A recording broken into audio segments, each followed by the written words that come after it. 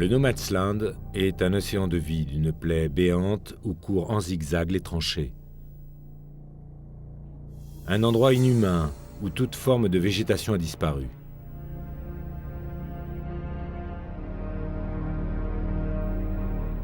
C'est aussi un dépotoir. On y trouve pêle-mêle des restes humains, des bouts d'uniformes, des casques et des fusils qui ont été abandonnés au cours des différents assauts.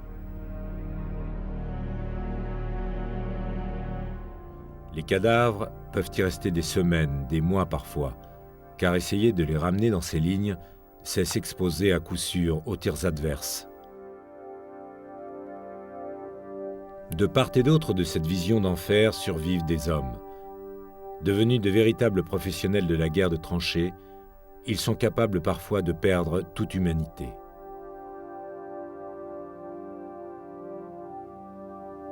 À la fin de l'année 14, la guerre de mouvement s'arrête et les soldats progressivement se sont enterrés dans les tranchées. Ils ont d'abord commencé à creuser des trous, ces trous ont été réunis entre eux, ont commencé à composer des réseaux de tranchées très sommaires et progressivement ces réseaux de tranchées se sont équipés, se sont sophistiqués, se sont organisés surtout en profondeur.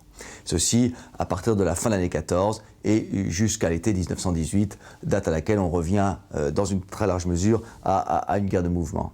Et un des éléments essentiels dans cette guerre de tranchées, mais le commandement a mis longtemps à en prendre conscience, c'est le barbelé. Le barbelé, on en a ici un exemple à travers ici ce rouleau de barbelé intact qui a été retrouvé sur le champ de bataille, d'où son état. Le barbelé était déroulé en masse devant ses propres lignes, n'est-ce pas, pour empêcher l'adversaire d'y parvenir aisément. Et ces barbelés étaient donc sur différents dispositifs, soit en rouleau, soit en ligne, soit sous forme de ligne et accrochés avec des piquets. Ces barbelés étaient posés la nuit généralement par les combattants, au prix d'ailleurs d'énormes efforts, afin donc de se protéger. Et ces barbelés constituaient une défense très simple, mais extraordinairement efficace. Extrêmement efficace parce que devant un réseau de barbelés très dense, et compte tenu du fait que ce barbelé, on le voit peut-être ici, n'est-ce pas, était un barbelé avec des défenses, enfin des pics extraordinairement profonds et durs, eh bien il était impossible aux soldats de passer. Alors le commandement avait bien essayé de distribuer aux combattants, par exemple, des cisailles qui étaient censées donc permettre aux soldats qui avançaient de couper, n'est-ce pas, le barbelé. Ici, par exemple, une cisaille qui est avec 3 emplacements de coupe. Une autre ici, n'est-ce pas, une cisaille à 2 mains de plus grande puissance. Le commandement a mis très longtemps à comprendre le rôle clé du barbelé, la difficulté tactique que représentait le barbelé dans la guerre de position. Et en réalité, il n'y avait qu'une seule solution, c'était des bombardements de masse sur le No Man's Land, permettant de détruire ces barbelés, au moins de manière suffisante pour créer des brèches pour les soldats, mais avec cet inconvénient qu'un bombardement de masse avertissait l'adversaire qu'il y allait avoir une attaque et lui permettait évidemment de prendre immédiatement ses dispositions. D'abord, dans ses propres barbelés, on laissait des brèches que les officiers avaient parfaitement repérées et les soldats savaient qu'ils devaient passer à tel endroit puis à tel autre pour sortir de leurs propres barbelés et atteindre ceux de l'adversaire. Deuxièmement, on envoyait avant une attaque, quand une attaque était bien préparée, ce qui n'était pas toujours le cas, mais avant une attaque, on envoyait des patrouilles sur le No Man's Land de nuit pour essayer de repérer les brèches dans le barbelé adverse. Soit que ces brèches été faites par l'artillerie dans les jours précédents, soit que soi-même on a essayé de couper certaines portions du barbelé ennemi pour provoquer ces brèches. Mais généralement, il faut bien le reconnaître, ces brèches étaient toujours insuffisantes. Les soldats manquaient de passages commodes pour atteindre les premières lignes et le barbelé, de ce point de vue, quelles que soient les mesures prises, a continué de constituer un obstacle considérable. Et même quand des brèches étaient faites, il suffisait de régler le tir de mitrailleuse sur ces brèches. Et puisqu'on était sûr que les soldats ne pouvaient pas passer ailleurs, et on obtenait des cibles évidemment extrêmement faciles, et on infligeait à ce moment-là aux attaquants des pertes effroyables. Mais vraiment, je crois que ce qu'il faut comprendre, c'est que quand des soldats attaquaient, leur premier cri de terreur, c'était les mitrailleuses tirent, ça veut dire qu'on n'a pas détruit les lignes mitrailleuses, et deuxièmement, les barbelés sont intacts. Hein, c'était vraiment, quand les mitrailleuses n'étaient pas détruites et que les barbelés étaient intacts, eh bien, c'était qu'on allait directement à l'échec et évidemment à la mort.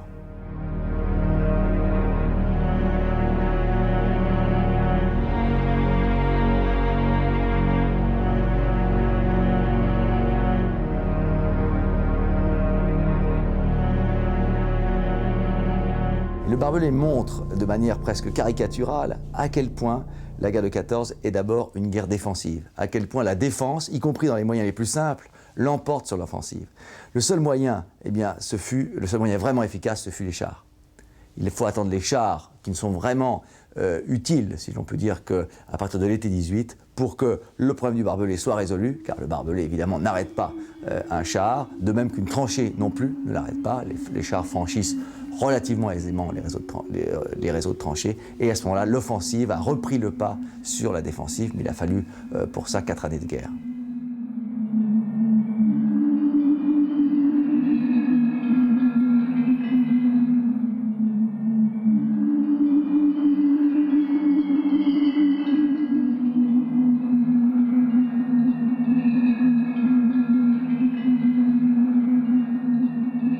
Ce qui fait la violence nouvelle, en fait, et inouïe de la Grande Guerre, c'est essentiellement les armes modernes, qui n'avaient jamais été employées à une telle échelle dans un conflit européen, et en particulier deux armes, les mitrailleuses et l'artillerie.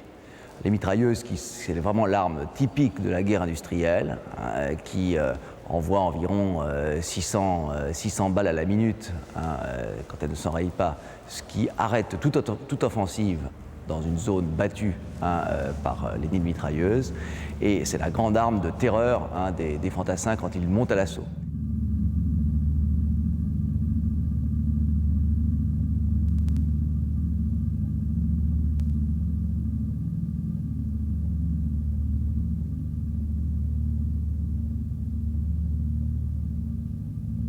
Et la deuxième arme qui, en fait, va occasionner la grande majorité des pertes pendant la Grande Guerre, c'est l'artillerie. 70-80% des blessures ont été infligées par les obus, essentiellement par les éclats d'obus, par les explosions d'obus. Les projectiles des mitrailleuses, les éclats des obus ont une vitesse, une force de perforation telle que les dégâts corporels sont des dégâts sans équivalent. Donc dans les armées européennes, dans l'histoire des armées européennes dans les siècles précédents. Quand l'obus tombe, qu'il est de gros calibre surtout, qu'il tombe sur un abri insuffisamment solide, que quand il tombe sur une portion de tranchée, et d'être capable de bouleverser le sol suffisamment pour créer d'énormes effondrements susceptibles finalement de piéger les combattants, ainsi ensevelis vivants, surtout lorsque leurs camarades ne pouvaient pas leur porter immédiatement secours, ce qui était parfois le cas. La rentabilité, en fait, des obus était, si l'on peut dire, assez faible. Il faut une quantité énorme de projectiles pour tuer un soldat. Et comme le disaient certains combattants, oui, les obus, il y a de la place autour. Ça veut dire qu'au fond, un combattant prudent, expérimenté, au bruit de l'obus, savait à peu près s'il allait tomber très près ou plus loin. Les réflexes étaient souvent très aiguisés. Dès qu'on entendait le sifflement, on se jetait au sol, on se recroquevillait d'une manière particulière. Et au fond, la mortalité par obus a été très importante, mais compte tenu du nombre des millions et des millions d'obus qui ont été tirés sur le front occidental, au fond, le bombardement a souvent été, dans une certaine mesure, peu efficace. On le voit d'ailleurs sur la Somme en 1916, quand les Allemands, finalement, survivent à un bombardement qui était le plus important de l'histoire de la guerre, à la fin du mois de juin 1916.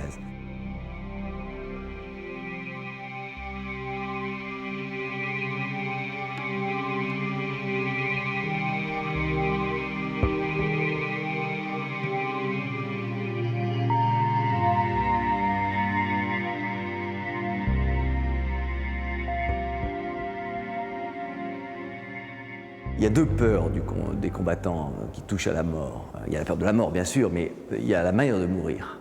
Et mourir à la guerre, c'est pas du tout comme mourir dans son lit. Et je crois qu'il y a deux choses. C'est d'une part de mourir déchiqueté. Une des grandes peurs des combattants, c'est l'éclatement du corps. Ce n'est pas une peur rationnelle, mais c'est une peur très profonde de l'être humain qui tient, au fond, à l'intégrité, l'intégralité de son propre corps dans la mort. Or, la guerre, et le bombardement de buts en particulier, déchiquette les corps, les ouvre, les éclate, n'est-ce pas? Et la peur de mourir de cette manière est très grande. La deuxième grande peur des combattants, c'est de mourir seul.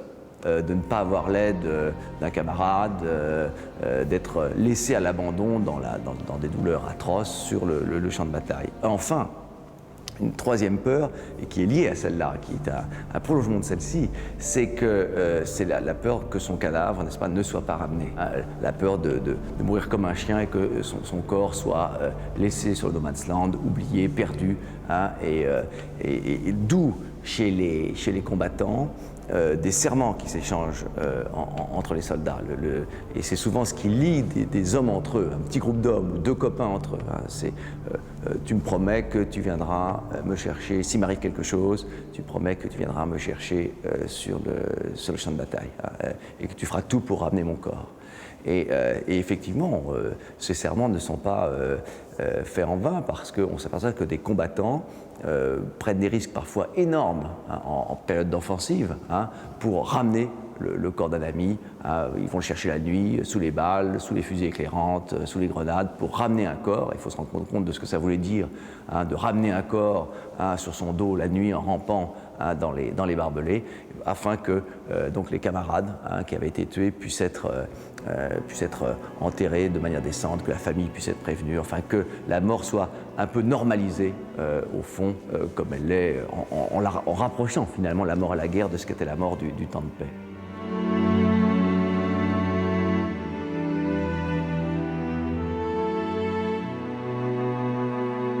Il ne faut pas voir les grandes armées de la guerre de 14 comme n'est-ce pas, une sorte de groupe, de troupeau anonyme.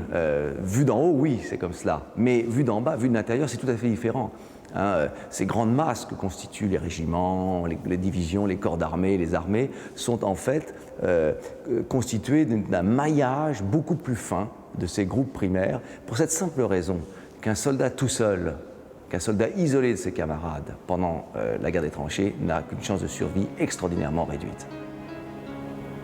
Et les Anglais parlent de primary group, c'est-à-dire groupe primaire, c'est-à-dire au fond de la plus petite unité qui composait le tissu des armées combattantes. Et un groupe primaire, ça peut être l'escouade, disons, moins d'une dizaine d'hommes, mais ça peut être deux hommes aussi, deux camarades qui ne se lâchent pas d'une semelle, qui portent le fusil quand l'autre est fatigué, portent le sac, échangent les lettres, échangent les colis, se donnent un coup de main, montent au combat ensemble. C'est ça le groupe primaire.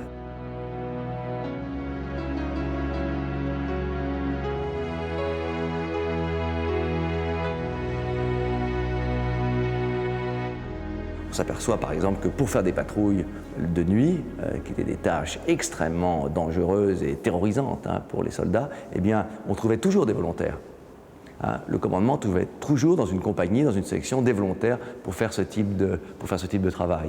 On trouvait toujours aussi des volontaires pour faire les tireurs d'élite, les snipers comme on dit aujourd'hui, et ainsi faire peser une menace constante sur les tranchées d'en face. Donc c'est un mélange très compliqué où à la fois on cherche à ne pas provoquer l'adversaire pour que soi-même on soit plus tranquille, et en même temps, par les tireurs embusqués, par un lancer de grenades, la guerre dégénère toujours et il n'y a jamais de calme complet. C'est toujours un mélange finalement de calme et d'extrême violence, et les soldats passent d'un pôle à l'autre de manière très, très facile, très aisée.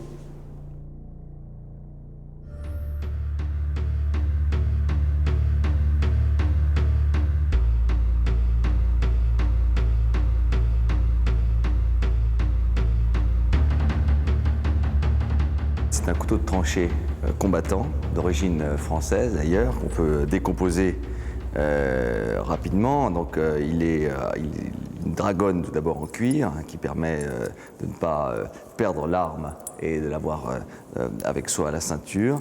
La poignée est composée en fait d'une douille de fusée éclairante avec une petite garde qui protège la main.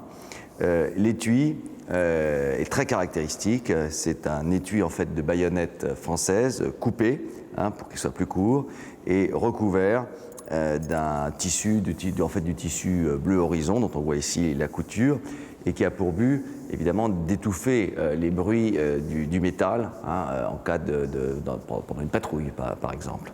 Et la lame elle-même, donc c'est une lame de baïonnette française tronquée, extrêmement dangereuse, extrêmement fine. Et quand on a cette arme dans la main, on s'aperçoit immédiatement de son efficacité. C'est-à-dire que la poignée est très lourde, donc l'arme ne risque pas, n'est-ce pas, de sauter de la main, et la lame extrêmement légère et extrêmement maniable. Donc c'est vraiment c'est tout à fait l'arme d'un tueur, en fait, d'un tueur de tranchée. En fait, la guerre de tranchée oblige aussi, au moins de temps en temps, au moins dans certaines circonstances, à ce type de combat. Par exemple, parce que entre les lignes, il était nécessaire de faire des patrouilles qui permettaient de repérer les postes adverses, de repérer les positions, de repérer les barbelés, d'aller chercher les prisonniers. Et lors de ces patrouilles, on ne peut pas se servir des armes habituelles. Et donc là, les armes de corps à corps sont parfaitement nécessaires. De même, après un assaut, entrait en jeu, surtout à partir de la grande offensive de Champagne de septembre 1915, entrait en jeu ce qu'on appelait les nettoyeurs de tranchées, qui étaient donc des soldats équipés d'armes de ce genre, parfois d'armes d'ailleurs réglementaires, entre guillemets. Ça, c'est une arme fabriquée par un soldat pour son propre usage, mais parfois c'était des armes qui étaient distribuées par le commandement, et ces combattants avaient en charge donc, après le passage des premières vagues d'assaut, de liquider ou de nettoyer, comme on disait, c'était le vocabulaire de l'époque, de nettoyer les poches de résistance qui avaient pu rester afin que les vagues d'assaut qui devaient poursuivre vers la seconde, vers la troisième ligne allemande, ne soient pas attaquées dans le dos. Un autre type d'armes très impressionnant, c'est ces matraques de tranchée qui sont anglaises sur le front occidental pour l'essentiel. Et il est très difficile de savoir pourquoi les Anglais avaient développé ce type d'armes là où il ne semble pas qu'on en trouve à une telle échelle chez les Allemands et les Français. Donc vous voyez, des armes là fabriquées de manière très artisanale, visiblement extrêmement redoutables, dont par exemple pour celle-ci, son poids et l'étoile de fer qui l'entoure. Ici, les clous qui sont fichés dans le bois indiquent clairement la volonté de passer à travers le casque de protection, ou en tout cas de pouvoir infliger un coup décisif à travers donc, la protection du casque. Dans le même ordre d'idée, on trouve ces pelles de tranchées qui ont constitué des armes de corps à corps redoutables. Si redoutables d'ailleurs que dans les instructions des instructions de l'armée allemande, eh bien, il était préconisé, après expérience, il avait été préconisé d'utiliser donc ces pelles pour le corps à corps en cas d'invasion de ses propres tranchées et déguiser donc le tranchant de ces pelles pour qu'elles soient donc plus efficaces dans le combat interpersonnel. Et vous voyez que on a donc là toute une gamme de pratiques d'une extrême violence, avec en même temps, semble-t-il, des spécificités nationales.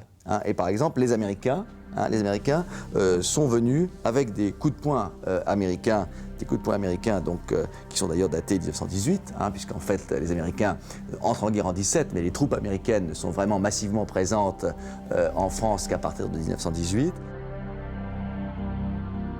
Et donc c'est toute une autre guerre, une guerre profondément culpabilisante qui apparaît ici, parce que c'est une guerre où on ne peut pas dire qu'on ne sait pas qui on a tué. Et cette guerre-là, généralement, les combattants l'ont refoulée. Ils n'en ont pas parlé, en insistant uniquement sur la guerre industrielle, qui est disculpatrice, parce qu'on ne sait pas qui vous tue et on ne sait pas qui l'ont tué. Là, on sait très bien qui on a tué. Et cette guerre-là, donc, elle est beaucoup plus silencieuse dans le témoignage combattant. Et ce sont justement les objets qui nous la ramènent, en quelque sorte, à la surface et qui nous forcent à nous interroger sur elle.